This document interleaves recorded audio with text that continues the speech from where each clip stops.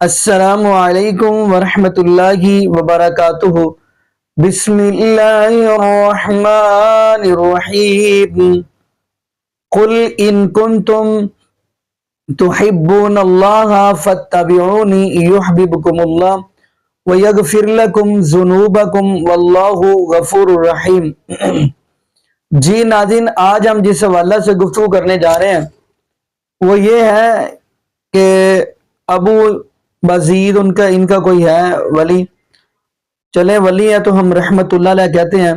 خیر، ہم ناظرین جو بات کرنا چاہ رہے ہیں، ان کا کہنا یہ ہے کہ قیامت والے دن نبی پاک صلی اللہ علیہ وسلم کے جھنڈے سے بڑا جھنڈا یہ ابو بسطامی کا ہوگا۔ تو ناظرین یقین مانیے اب کیا کیا سننے کو ہمیں مل رہا ہے۔ تو آگے ناظرین مفتی راشد اس بات کی اب نشاندہی کر رہے ہیں، وہ کہہ رہے ہیں سب یہ جھوٹے قصے کہانی ہیں۔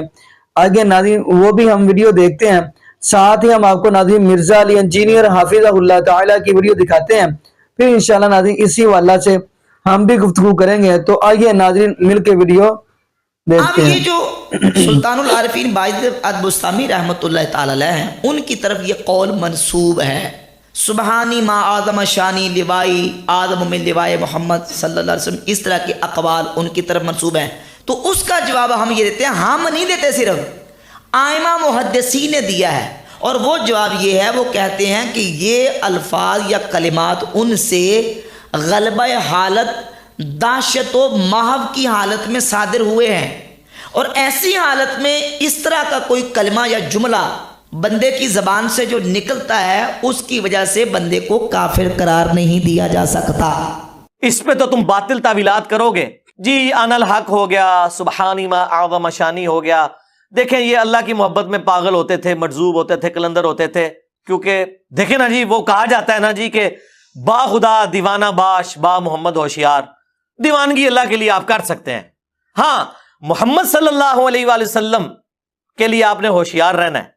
اور بڑے فخریہ میں بتایا کرتے تھے کہ منصور الحاج نے کہا تھا ان الحق، اور بایزید نے کہا تھا سبحانی سبحانی ما اعظم شانی۔ اگر یہ لوگ کہتے ہیں نا انا محمد، ہم انہیں کافر کہتے نہ سرکار۔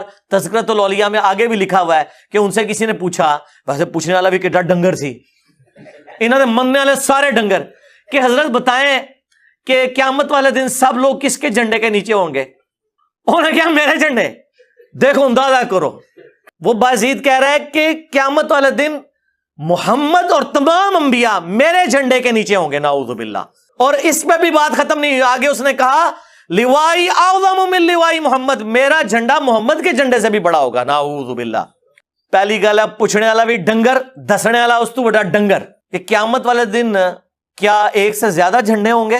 اللہ کا جھنڈا تو ایک ہوگا۔ اچھا اس کی تعویل وہ بتایا کرتے ہیں کہ نبی پاک صلی اللہ تعالیٰ علیہ وآلہ وسلم نے ایک تمثیل بیان فرمائی کہ ایک شخص جو اپنی سواری کے ساتھ ایک علاقے میں جنگل بیابان میں جاتا ہے، اور وہاں وہ سستانے کے لیے ٹھہرتا ہے، سواری اس کی گم ہو جاتی ہے، اور اس کی سواری کے اوپر اس کا کھانا ہوتا ہے، زادیرہ سارا ہوتا ہے، سواری چلی جاتی ہے، اور پھر وہ تھک کر کے وہاں بیٹھ جاتا ہے، اور وہ اتنا مغموم ہوتا ہے، اتنا پریشان ہوتا ہے کہ اچانک اس کی سواری اس کو مل جاتی ہے، اور وہ اتنا خوش ہوتا ہے کہ خوشی کی حالت میں اس کی زبان سے یہ نکل جاتا ہے کہ یا اللہ انت عبدی و انا ربک، اے اللہ تو میرا بندہ ہے، میں تیرا رب ہوں، نعوذ باللہ تعالیٰ۔ ایک طرف یہ رکھے جملہ جو باعث بستامی کی طرف منسوب ہے، پتہ نہیں وہ ہے بھی کہ نہیں، بہرحال اگر اس کو علی سبیل تنزل اگر اس کو مانا جائے کہ وہ کہتے ہیں کہ میرا جھنڈا محمد کے جھنڈے سے، ایک طرف یہ جملہ رکھ لیں، اور ایک طرف یہ رکھے کہ بندہ کہے یا اللہ تو میرا بندہ میں تیرا رب ہوں۔ ان دونوں میں سے سخت جملہ کون سا ہے؟ لیکن اس جملے پر فتویٰ نہیں لگا، کیوں؟ اخطا من شدت الفرح۔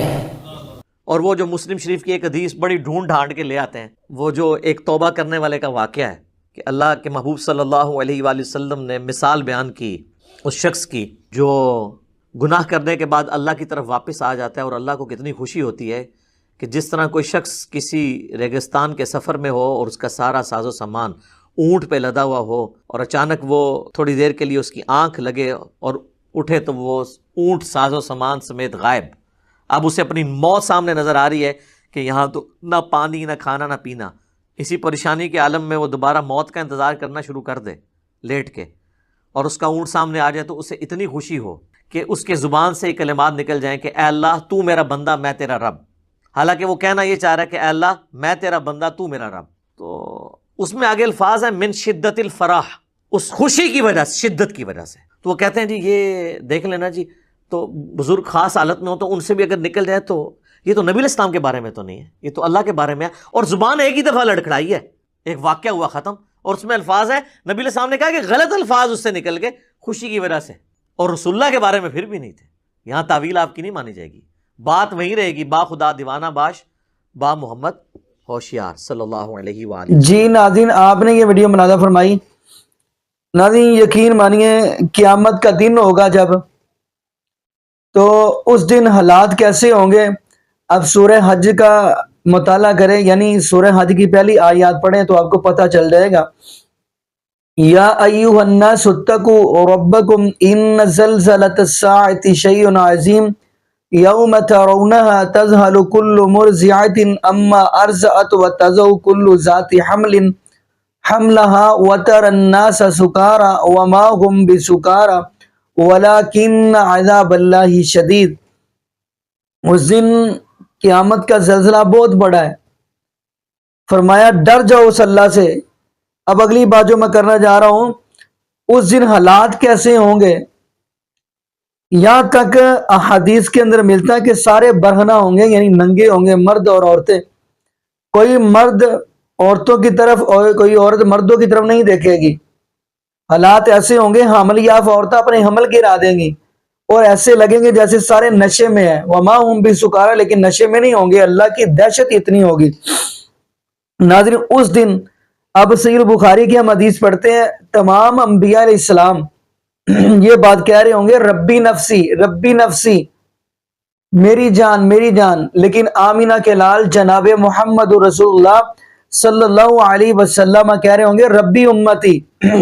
اس دن نبی پاک صلی اللہ علیہ وسلم نے ہی آگے جا کے سفارش کرنی ہے.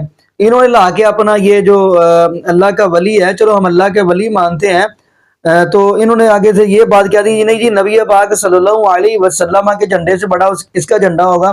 ناظرین آیا کہ یہ نبی پاک صلی اللہ علیہ وسلم کی توہین نہیں ہے. آپ اپنے آپ کو عاشق رسول بھی کہتے ہیں، محب رسول بھی کہتے ہیں، لیکن کام چیک کریں. ناظرین میں تو یہ بات کہوں گا، جب ہمارے پاس پیر نبی پاک صلی اللہ علیہ وسلم ہے نا، پھر دوسرے دنیا کے انسانوں، بزرگوں، بابوں کو دیکھنے کی ضرورت کیا ہے. اتنا حسین و جمیل اللہ پاک نے ہمارے پیر جناب محمد صلی اللہ علیہ وسلم کو بنایا. حضرت عائشہ صدیقہ رضی اللہ تعالی عنہا فرماتی ہیں کہ جو مصر کی عورتیں تھیں، انہوں نے نبی یوسف علیہ السلام کو دیکھا تو اپنے ہاتھ کاٹ لیا. اگر میرے محبوب علیہ السلام کو دیکھتی تو اپنے گلوں کے اوپر چھریاں چلا لیتی. نبی پاک صلی اللہ علیہ وسلم کو اتنا حسین و جمیل بنایا ہمارے پیر علیہ السلام کو، پھر ہمیں دوسروں کی طرف دیکھنے کی ضرورت کیا ہے. ناظرین اگلی بات بھی میں کہتا چلوں کہ نبی پاک صلی اللہ علیہ وسلم، یہ ہمارے پیر جناب محمد الرسول اللہ علیہ وسلم وہ پیر ہیں جن کے بارے میں پورا قرآن اللہ پاک نے نازل فرما دیا، شان کے اندر، اخلاق کے اندر، سیرت کے اندر، صورت کے اندر. لیکن یہ ان کو لے کے بیٹھے ہوئے ہیں جن کے قصے اگر آپ کو ملیں گے اخباروں کے اندر، جن کے آپ کو قصے ملیں گے تو رسالوں کے اندر، اس پیر کو تسلیم نہیں معاذ اللہ کرے جس کی شان میں پورا قرآن نازل ہوا ہے. جیسا کہ آنے والا ایک آیا ہے، حضرت عائشہ صدیقہ رضی اللہ تعالی عنہ کے پاس کہنے لگا کہ ماں جی ہمارے نبی پاک صلی اللہ علیہ وسلم کا اخلاق کیسا ہے، سیرت کیسی ہے.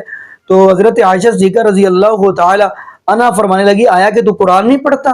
کہا نا خلق القرآن، سارا قرآن ہی میرے محبوب علیہ السلام کی شان ہے، سیرت ہے.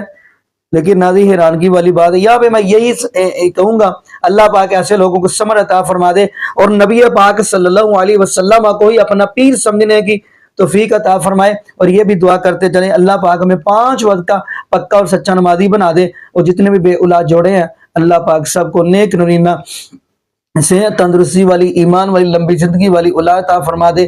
جزاکم اللہ خیرہ، احسن الجزاء. السلام علیکم ورحمۃ اللہ وبرکاتہ.